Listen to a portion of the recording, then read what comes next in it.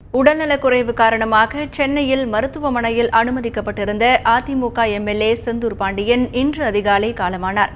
இது தொடர்பான தகவல்களை தருகிறார் எமது செய்தியாளர் ராஜா. அதிமுக எம்எல்ஏ செந்தூர் பாண்டியன் மரணம் தொடர்பா மருத்துவமனை தரப்பில் என்ன சொல்றாங்க? இது தொடர்பான தகவல்களை சொல்லுங்க ராஜா.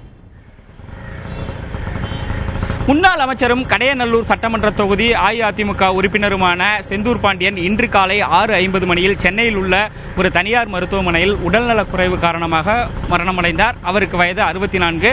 இவர் கடந்த 2011ஆம் ஆண்டு ஜூன் மாதம் தமிழக அமைச்சரவையில் இணைத்துக் கொள்ளப்பட்டார். அப்பொழுது அவர் கதர் கிராமத்துறை அமைச்சராக இருந்தார். பின்பு சுற்றுலாத்துறைக்கு மாற்றப்பட்டார்.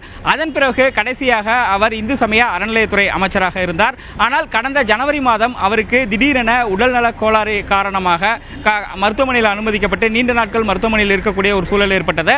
ஆகையார் அவர் தமிழக அமைச்சரவையில் அவரிடம் இருந்த பொறுப்பு உணவுத்துறை அமைச்சர் காமராஜுக்கு கொடுக்கப்பட்டது. அந்த கூடுதலாக கொடுக்கப்பட்டது.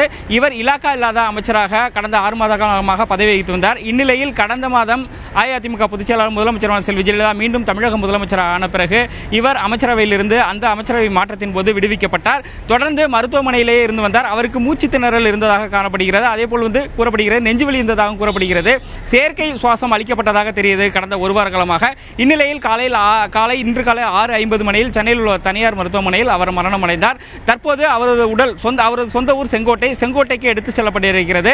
இந்நிலையில் தமிழக அமைச்சர்கள் அதாவது ஓ பன்னீர்செல்வம் மற்றும் சமூக நலத்துறை அமைச்சர் வளர்மதி ஆகியோர் தற்போது இங்குள்ள இந்த சென்னையில் உள்ள இந்த தனியார் மருத்துவமனைக்கு வந்து அவரது உடலுக்கு தமிழக அரசின் சார்பாக மலர் வளையம் வைத்து தற்போது அஞ்சலி செலுத்தி வருகின்றனர். இன்று அவருக்கு 2 மகன்களும் 2 மகள்களும் உள்ளனர். இன்று மாலை அவரது உடல் இங்கிருந்து செங்கோட்டைக்கு எடுத்துச் செல்லப்பட இருக்கிறது.